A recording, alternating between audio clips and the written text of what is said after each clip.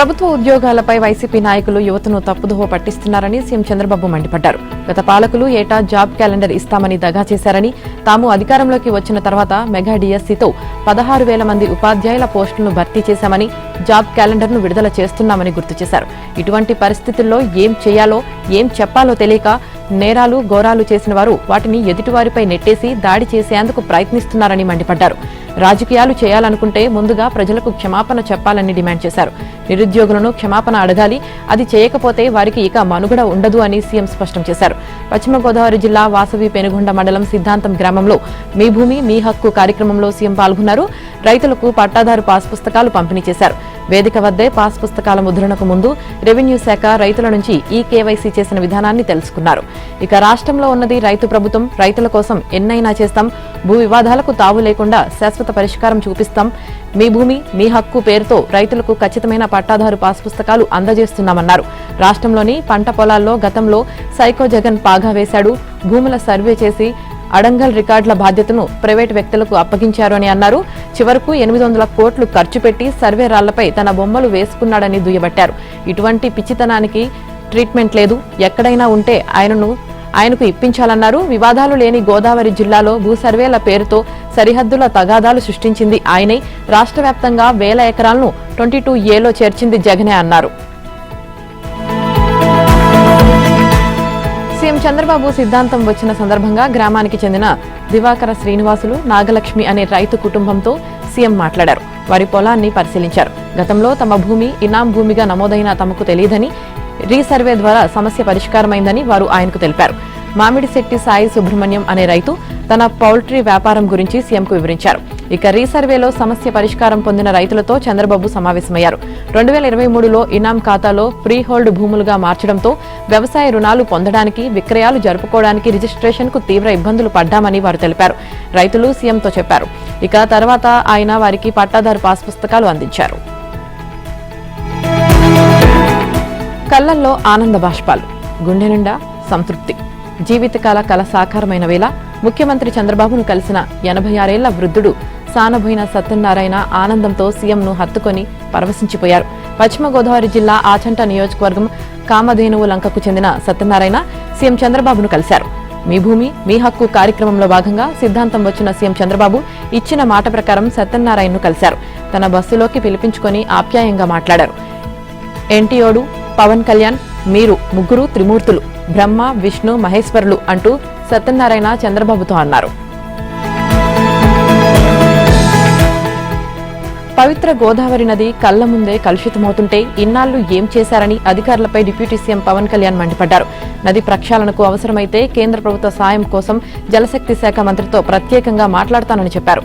రాజమండ్రిలోని కోటిలింగాల ఘాట్, నల్లా ఛానల్ పరిసరాల్లో గోదావరి నీరు తీవ్రంగా కలుషితమై మురికిగా మారినట్టు ల్యాబ్ పరీక్షల్లో తేలిందన్నారు. ఇందుకు కారణమైన Andhra paper mill, Rajahmundry municipal కార్పొరేషన్లకు షోకాజ్ నోటీసులు జారీ చేయాలని కాలుష్య నియంత్రణ మండలి అధికారులను ఆదేశించారు. విధుల్లో నిర్లక్ష్యం వహించిన రాజమండ్రి పీసీబీ అధికారులపైన క్రమశిక్షణ చర్యలు తీసుకోవాలని నిర్దేశించారు. ఇక గత నెల 25న పవన్ కళ్యాణ్ బోట్పై వెళ్లి నదిలో కాలుష్యాన్ని పరిశీలించిన విషయం తెలిసిందే. గోదావరిలో నీటి కాలుష్యంపై ల్యాబ్ నివేదిక వచ్చిన నేపథ్యంలో మంగళగిరి నుంచి వీడియో కాన్ఫరెన్స్ లో కాలుష్య నియంత్రణ మండలి తూర్పు గోదావరి జిల్లా ఉన్నతాధికారులతో అత్యవసరంగా సమీక్షించారు. కోటిలింగాల ఘాట్, నల్లా ఛానల్ వద్ద కాలుష్యం ప్రమాదకర స్థాయిలో ఉందని కాలుష్య నియంత్రణ మండలి అధికారులు వివరించారు. ఆ నీటి వల్ల ప్రజలు ఏ వ్యాధుల బారిన పడుతున్నారని పవన్ అడిగి తెలుసుకున్నారు. ఫోర్జరీ డాక్యుమెంట్లతో రికార్డులు సృష్టించి హైదరాబాద్ గండిపేట వద్ద ఏకంగా 1000 కోట్ల ప్రభుత్వ భూమిని కబ్జా చేసిన కేసులో అరెస్టైన వైసీపీ మాజీ ఎమ్మెల్యే బొల్లా బ్రహ్మనాయుడుకు ఆ పార్టీ అధ్యక్షుడు జగన్మోహన్ రెడ్డి అండగా నిలిచారు. బొల్లా కుమారుడు గిరిబాబుకు ఫోన్ చేసి అభయమిచ్చారు. ధైర్యంగా ఉండాలని, ఈ కేసులో బ్రహ్మనాయుడుకు ఏమీ కాకుండా అందరమూ ఉన్నామంటూ జగన్ హామీ ఇచ్చారు. గిరిబాబుతో జగన్ ఫోన్లో మాట్లాడిన మాటలు యథాతథంగా సామాజిక మాధ్యమంలో వైరల్ అయ్యాయి. కూటమి ప్రభుత్వం 2 ఏళ్ల పాలన విజయోత్సవాల్లో భాగంగా తిరుపతిలో నేడు నిర్వహించ తలపెట్టిన తొలి బహిరంగ సభ వాయిదా పడింది. విశాఖ స్టీల్ ప్లాంట్లో ప్రమాదం నేపథ్యంలో తిరుపతి సభను వాయిదా వేయాలని సీఎం చంద్రబాబు నిర్ణయించారు. జనసేన అధినేత పవన్ కళ్యాణ్, బీజేపీ రాష్ట్ర అధ్యక్షుడు మాధవ్తో చర్చించిన అనంతరం సభను వాయిదా వేయాలని నిర్ణయం తీసుకున్నారు. కాగా సీఎం చంద్రబాబు, ఉప ముఖ్యమంత్రి పవన్ రేపు ఢిల్లీ వెళ్లనున్నారు. ప్రధాని మోదీ అధ్యక్షతన 10న ఢిల్లీలో జరగనున్న ఎన్డీఏ పార్టీల సీఎంలు, డిప్యూటీ సీఎంల సమావేశంలో పాల్గొంటారు. త్వరలో జరగబోయే కేంద్ర కేబినెట్ పునర్వ్యవస్థీకరణపై బీజేపీ పెద్దలతో చంద్రబాబు చర్చించే అవకాశం ఉంది. 2023 ఆగస్టు 2న హారిజెంటల్ రిజర్వేషన్ను అమల్లోకి తీసుకువస్తూ అప్పటి జగన్ ప్రభుత్వం జీవో 77ను జారీ చేసింది. ఆ తర్వాత వచ్చిన పలు ఉద్యోగ నోటిఫికేషన్లకు ఈ రిజర్వేషన్ విధానాన్ని అమలు చేశారు.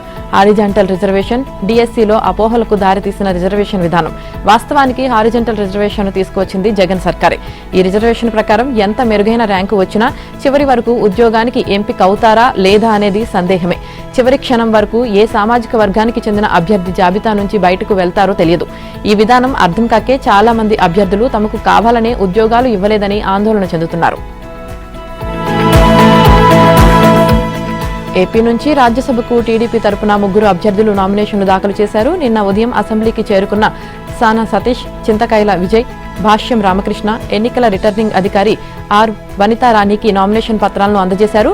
ఒక్కో అభ్యర్థి 2 సెట్లు వేశారు. వారి పత్రాలపై మంత్రులు, కూటమి ఎమ్మెల్యేలు ప్రతిపాదకులుగా సంతకాలు చేశారు. కోట్లాది రూపాయలు వెచ్చిస్తూ రేషన్ కార్డుదారులకు ప్రతి నెలా ఉచితంగా అందిస్తున్న బియ్యాన్ని తీసుకోవడానికి చాలా మంది ఇష్టపడటం లేదు. అందుకే భవిష్యత్తులో చౌక దుకాణాల ద్వారా నాణ్యమైన బియ్యాన్ని సరఫరా చేసేందుకు ప్రయత్నాలు చేస్తున్నామన్నారు పౌర సరఫరాల శాఖ మంత్రి నాదెండ్ల మనోహర్. ఈ ప్రతిపాదనపై కేంద్రం కూడా సానుకూలంగా స్పందించిందన్నారు. దీనిపై విధానపరమైన నిర్ణయం తీసుకోవాల్సి ఉందని తెలిపారు. ఇక రేషన్ బియ్యం అక్రమ రవాణాను పూర్తిగా అరికట్టాలంటే ప్రజలు వాటిని పూర్తి స్థాయిలో వినియోగించుకునేలా నాణ్యమైన బియ్యం సరఫరా చేయడమే సరైన విధానంగా భావిస్తున్నామని చెప్పారు. ఎన్నికలు వచ్చినప్పుడే రాజకీయాలు చేద్దాం, చివరి 6 నెలలు రాజకీయాలు మాట్లాడుకుందాం, ఈ 2 ఏళ్లు రాజకీయాలకు, జెండాలకు అతీతంగా అభివృద్ధిపైనే దృష్టి కేంద్రీకరిద్దామని ముఖ్యమంత్రి రేవంత్ రెడ్డి ప్రతిపక్షాలకు పిలుపునిచ్చారు. ఈ 2 రోజుకు 18 గంటలు కష్టపడతానని చెప్పారు. నిన్న సైబరాబాద్ మున్సిపల్ కార్పొరేషన్ కార్యాలయ నిర్మాణానికి పునాది రాయి వేశారు. బాచుపల్లి ఫ్లైఓవర్ ను ప్రారంభించారు. అనంతరం నిర్వహించిన బహిరంగ సభలో ముఖ్యమంత్రి మాట్లాడారు. రాహుల్ గాంధీపై కేటీఆర్ విమర్శలు చేశారు. ఏఐసీసీని ఆల్ ఇండియా నాజీ పార్టీగా మార్చుకోవాలని సెటైర్లు వేశారు. రేవంత్ రెడ్డి హిట్లర్ వ్యాఖ్యలపై కేటీఆర్ ఆగ్రహం వ్యక్తం చేశారు. ఢిల్లీలో రాజ్యాంగ రక్షకుడిగా పోజులిస్తూ తెలంగాణ సీఎం రేవంత్ ఫాసిస్టు పోకడలపై రాహుల్ గాంధీ ఎందుకు మౌనంగా ఉన్నారని ఎక్స్ వేదికగా ప్రశ్నించారు. మొహమ్మద్ కి దుకాన్ కాస్త హిట్లర్ కా మకానా అయిందా అని కేటీఆర్ ప్రశ్నించారు.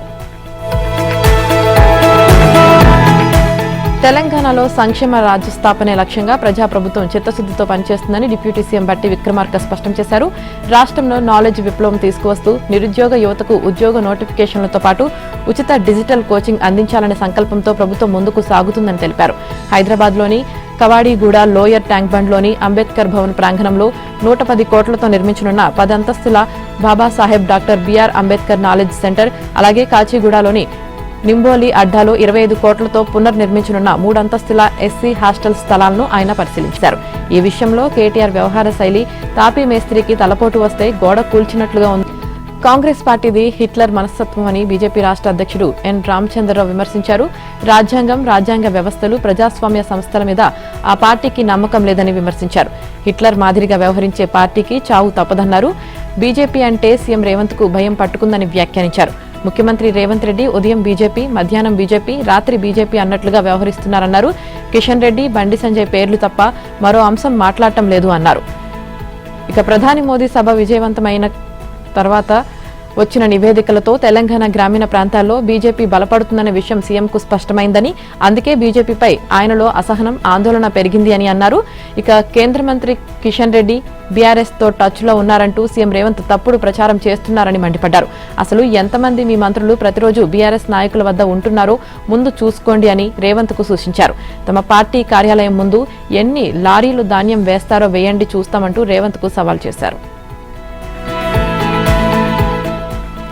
బొగ్గు ద్వారా సిన్ గ్యాస్ ఉత్పత్తికి కేంద్ర ప్రభుత్వం చర్యలు తీసుకుంటుందని, దీనికోసం 46,000 కోట్లు కేటాయించిందని కేంద్ర బొగ్గు గనుల శాఖ మంత్రి కిషన్ రెడ్డి వెల్లడించారు.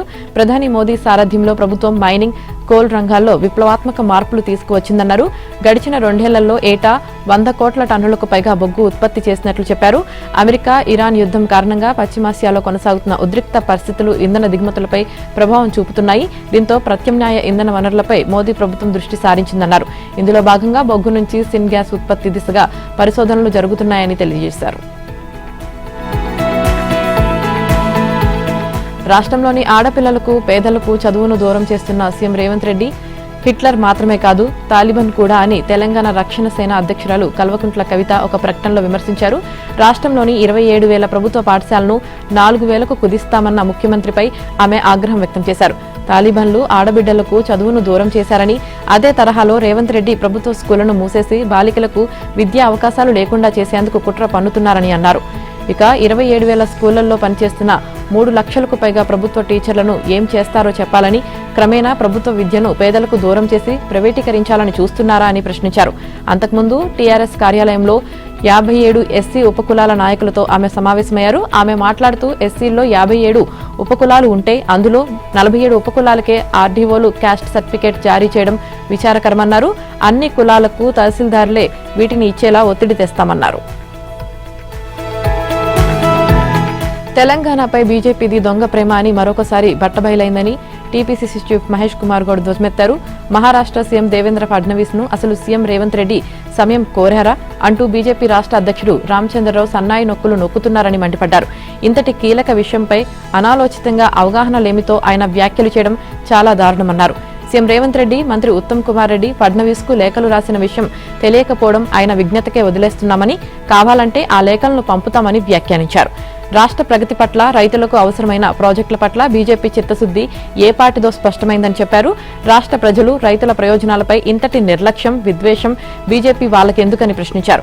రేవంత్ రెడ్డి లేఖ రాసిన బీజేపీ నేతలు పచ్చి అబద్దాలు చెప్పినందుకు, తుమ్మిడిహెట్టి ప్రాజెక్టుకు అడ్డుపడి తెలంగాణ ప్రయోజనాలు కాలరాస్తున్నందుకు రాష్ట్ర ప్రజలకు క్షమాపణలు చెప్పాలని డిమాండ్ చేశారు. తుమ్మిడిహెట్టి ధాన్యం కొనుగోళ్లపై బీజేపీ నేతలు చర్చకు రావాలన్నారు.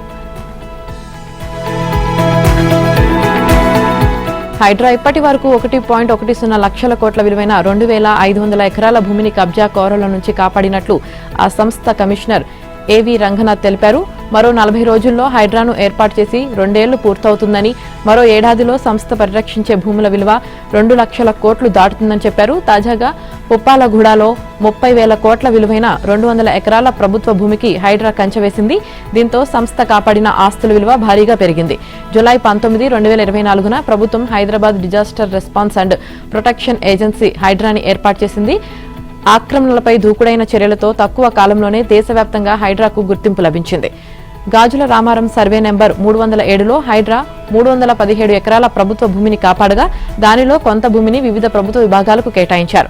అమీన్పూర్లో 861 ఎకరాలు, కాజాగూడలోని ముష్కిన్ చెరువులో 52.2 ఎకరాల భూమిని హైడ్రా కాపాడింది. సెప్టెంబర్ 2025 నాటికి 96 డ్రైవ్లు నిర్వహించి 581 ఆక్రమణలను తొలగించడం ద్వారా 50,000 కోట్ల విలువైన 923 ఎకరాల భూమిని కాపాడినట్లు రంగనాథ్ తెలిపారు.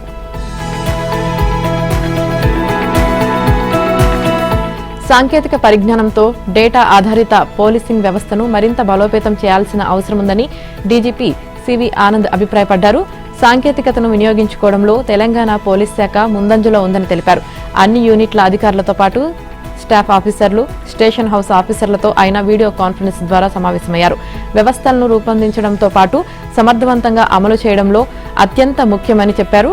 ఇక పోలీస్ శాఖలో టెక్నికల్ అంశాల పర్యవేక్షణ, అమలు కోసం ప్రత్యేక బృందాన్ని ఏర్పాటు చేసినట్లు వెల్లడించారు. పోలీస్ వ్యవస్థల్లో నమోదయ్యే సమాచారం రియల్ టైంలో అప్డేట్ అవుతూ ఉండాలని సూచించారు. ఇక digital forensic, digital evidence management, సాంకేతికత ఆధారిత దర్యాప్తు విధానాలకు విస్తృతంగా వినియోగిస్తే నేర పరిశోధనలో నాణ్యత పెరుగుతుందన్నారు. ఏఐ ఆధారిత policing, drones, data intelligence, smart అప్లికేషన్ల వినియోగంపై దృష్టి పెట్టాలన్నారు. కేసులకు సంబంధించిన ప్రతి అంశాన్ని ఎస్హెచ్ఓలు సిస్టంలో నమోదు చేయాలని సూచించారు. Telangana smart policing using technology అనే లక్ష్యంతో ముందుకు సాగాలన్నారు.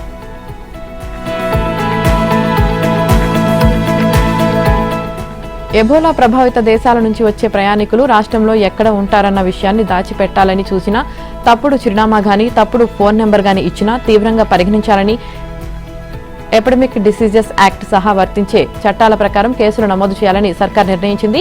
ఎబోలా వ్యాప్తి దృష్ట్యా సచివాలయంలో మంత్రి దామోదర రాజనరసింహ అధికారులతో సమీక్ష నిర్వహించారు. కాంగో, ఉగాండా, దక్షిణ సూడాన్ దేశాల్లో ఎబోలా వైరస్ వ్యాప్తి ఎక్కువగా ఉందని, ఆ దేశాల నుంచి ఇక్కడికి వచ్చిన వారిపై ప్రత్యేకంగా దృష్టి పెట్టాలని సూచించారు.